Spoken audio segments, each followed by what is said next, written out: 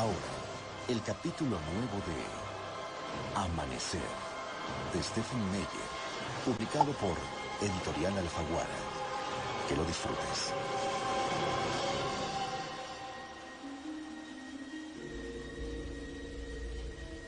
A estas alturas de mi vida había tenido una cuota de experiencias cercanas a la muerte más que razonable, y desde luego no es algo a lo que uno puede llegar a acostumbrarse. Sin embargo, en lo que a mí se refería, parecía extrañamente inevitable otro nuevo enfrentamiento con la muerte. Daba la impresión de que yo estaba marcada por la fatalidad.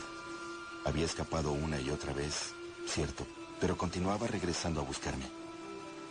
Y qué distinta era esta vez con respecto a las otras.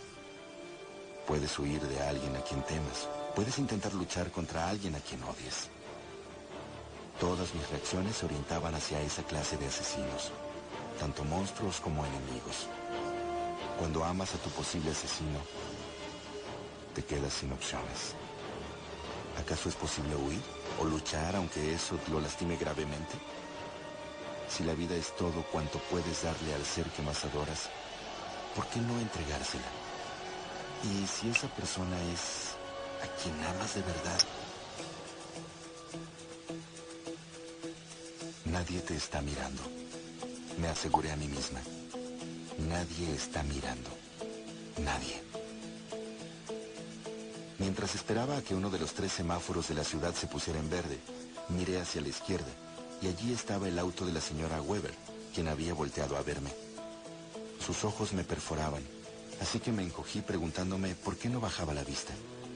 Entonces, recordé que estos cristales son polarizados y que probablemente no tenía idea de la identidad del conductor. Intenté extraer algo de consuelo del hecho de que ella realmente no me estaba mirando a mí, sino al coche. Mi coche, suspiré. Dirigí la mirada hacia la izquierda y gemí. 2 peatones se habían quedado pasmados en la acera, perdiendo la oportunidad de cruzar por quedarse a mirar. Detrás de ellos, el señor Marshall se quedó embobado. Pisé a fondo el acelerador en cuanto la luz se puso en verde, pero lo hice con la fuerza habitual para poner en marcha mi vieja camioneta. El motor rugió, y el vehículo dio un salto hacia adelante tan rápido que mi cuerpo se quedó aplastado contra el asiento de cuero negro, y el estómago se me apretujó contra la columna vertebral. Di un grito ahogado, mientras tanteaba con el pie buscando el freno. Sin perder la calma, me limité a rozar el pedal, pero de todas formas el coche se quedó clavado en el suelo, totalmente inmóvil. No pude evitar echar una ojeada alrededor para ver la reacción de la gente. Si habían tenido alguna duda acerca de quién conducía ese auto, ya se había disipado. Apenas me las arreglé para llegar hasta mi objetivo, la gasolinería. Si no tuviera la cabeza en otra cosa, no se me habría ocurrido aparecerme por la ciudad para nada. Me había pasado todos estos días sin un montón de cosas, como comida chatarra y cordones para los zapatos con el fin de no mostrarme en público. A la hora de llenar el tanque, me moví tan deprisa como si estuviera en una carrera de coches. Eso sí, no podía hacer nada para que los números de la bomba avanzaran con mayor rapidez. Marcaban con lentitud, como para fastidiarme. No había mucha luz al aire libre porque era uno de esos días típicos en Forks, Washington, pero me sentía como si tuviera un reflector enfocado en mí, centrado sobre todo en el anillo de mi mano izquierda.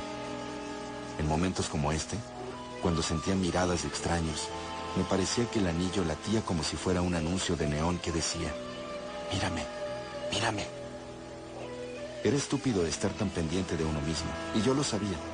Aparte de mi madre y mi padre, realmente importaba lo que la gente dijera sobre mi compromiso, o sobre mi coche nuevo, o respecto a que me hubieran aceptado tan misteriosamente en una universidad tan cara, o incluso sobre la brillante tarjeta de crédito que sentía arder al rojo vivo en el bolsillo trasero de mis pantalones de mezclilla.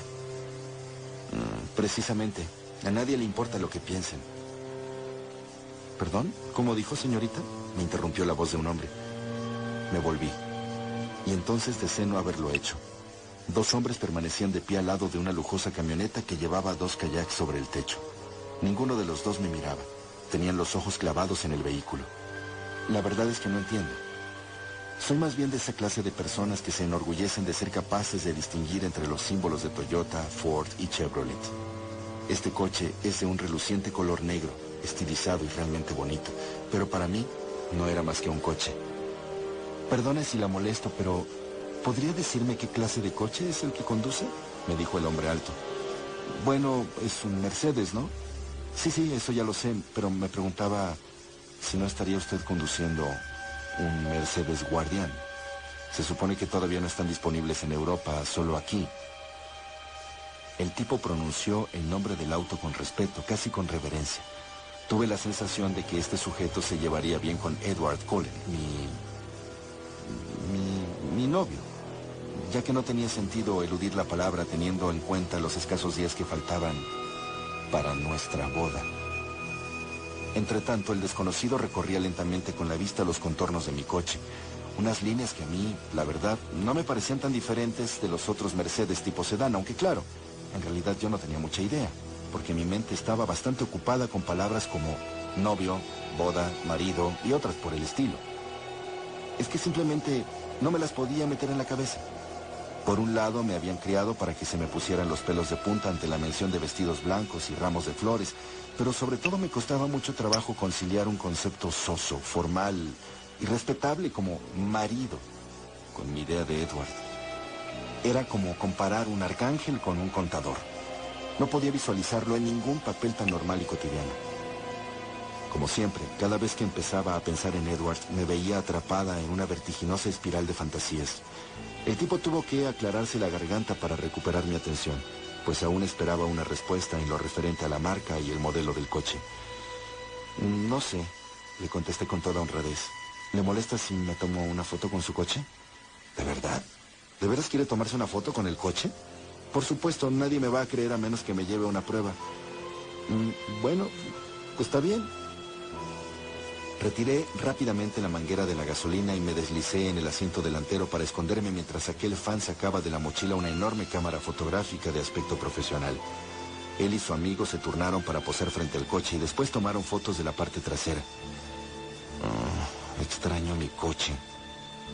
Fue muy, pero muy inoportuno que mi vieja carcacha exhalara su último aliento unas cuantas semanas después de que Edward y yo acordáramos nuestro extraño y disparejo compromiso, uno de cuyos detalles consistía en que podría reemplazar mi coche cuando dejara de funcionar definitivamente.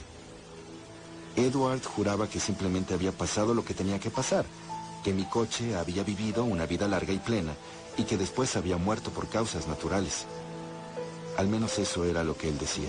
Y claro, yo no tenía forma de verificar esa historia ni de resucitar mi coche de entre los muertos solo con mis fuerzas, porque mi mecánico favorito...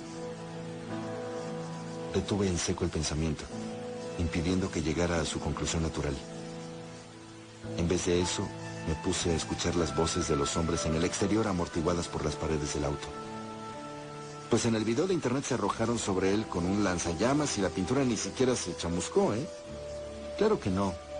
Puedes pasarle un tanque por encima a esta preciosidad. Este coche no está en el mercado porque lo diseñaron principalmente para diplomáticos de Medio Oriente, traficantes de armas y narcos, esas cosas.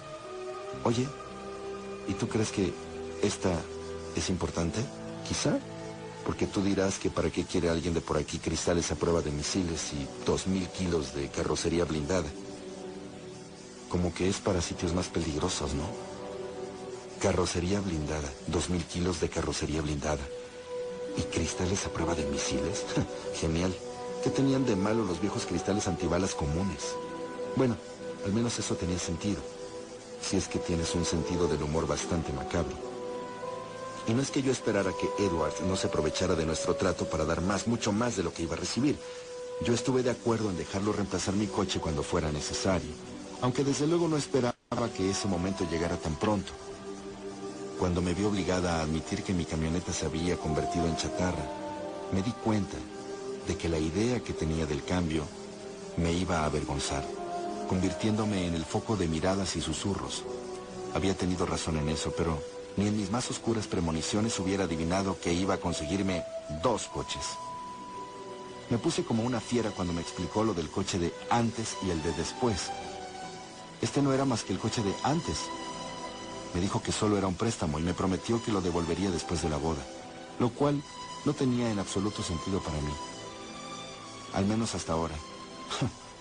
Aparentemente necesitaba un coche con la resistencia de un tanque para mantenerme a salvo debido a mi fragilidad, pues era humana y propensa a los accidentes y además frecuentemente era víctima de mi propia y peligrosa mala suerte. Estaba segura de que tanto él como sus hermanos habían disfrutado en grande de la broma a mis espaldas. O quizá, solo quizá, no es broma tonta. Quizá simplemente es que realmente está muy preocupado por ti. No sería precisamente la primera vez que se ha pasado de la raya sobreprotegiéndote. Aún no había visto el coche de después. Permanecía oculto bajo una lona en la esquina más alejada del garaje de los Collin. Sabía que la mayoría de la gente ya le habría echado una buena ojeada, pero la verdad es que yo no quería saber nada. Lo más probable es que no tuviera carrocería blindada, ya que después de la luna de miel no la iba a necesitar. Una de las ventajas de mi transformación en vampiro, que me hacía más ilusión, era precisamente la casi absoluta indestructibilidad. La parte más interesante de convertirse en un Cullen no eran los coches caros ni las impresionantes tarjetas de crédito. ¡Hey! Ya acabamos. Muchas gracias por dejarnos tomar una foto. Me llamó la atención el hombre alto. De nada, respondí, y después me puse tensa cuando encendí el motor y pisé el pedal con la mayor suavidad posible.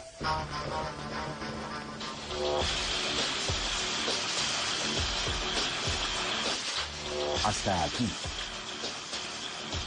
Amanecer, de Stephanie Meyer, publicado por Editorial Alfaguara. No te pierdas el siguiente capítulo de esta serie. Soy Mariano Osorio. Hasta entonces.